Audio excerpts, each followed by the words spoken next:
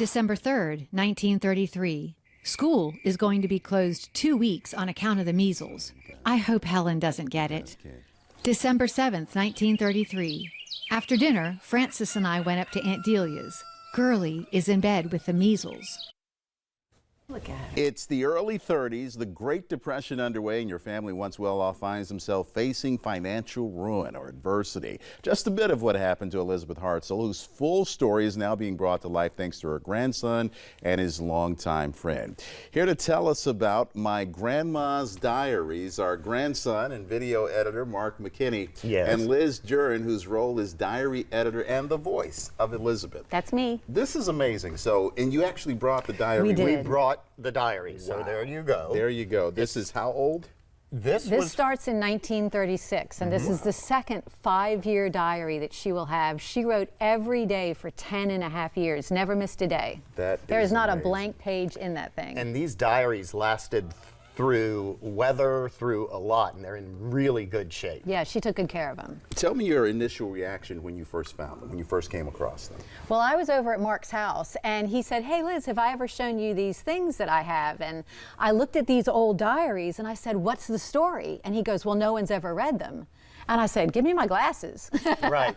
And then we were so enthralled with this story, we thought, oh, let's take it to social media and let's share her story with the world. And then we realized there are so many entries to read that we'd be doing the podcast for 10.5 years. Wow. So that's when we started a podcast, so we could really delve into the diary and tell her story completely. And you, with your skills of video editing and all of that, you're able to put this together into a visual platform.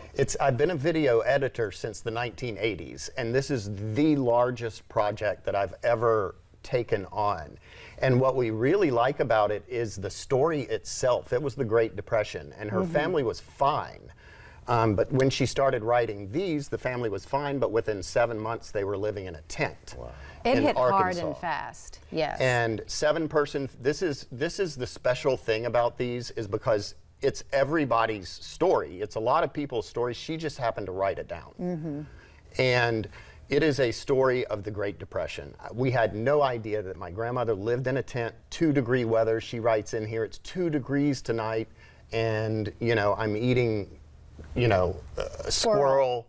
And just sometimes not eating. Wow. So the story itself, Liz started reading it, and we started talking about it and thought, wow, this has got to be out to the world. Well, and in the midst of all this tragedy, she's boy crazy. Yeah. So Oh, really? she's dating a lot, and she's writing down how many dates she's had this month with this particular boy. So even in the midst of, well, I have to go pick strawberries now all day in the hot sun, she's also hoping that Tommy or Henley or Billy will swing by and take her for a Coke. Oh, wow, that's so cool. So I don't want to leave here. We're running out of time. I don't want to leave without people understanding or knowing how to get in touch with you or how to view the podcast or listen to the podcast. Well, probably the best way is to go to mygrandmasdiaries.com. Yes. And you can see the podcast links, the social media links, and all of that. We have a YouTube where you can just sit there and binge watch all these beautiful videos he's made. And quick, there is a local angle here, which is the twin daughters of Elizabeth live in Mount Pleasant. Yeah. So brought this story to the Lowcountry. yes. And what did they think once you started doing what you're doing? They did not know this person. Yeah. Their mother. I mean, they knew her, but they did not know the person who we're reading about in the diary. They never knew about her farm life, how desperately poor her family had become. Never knew. How did they not know about the diaries?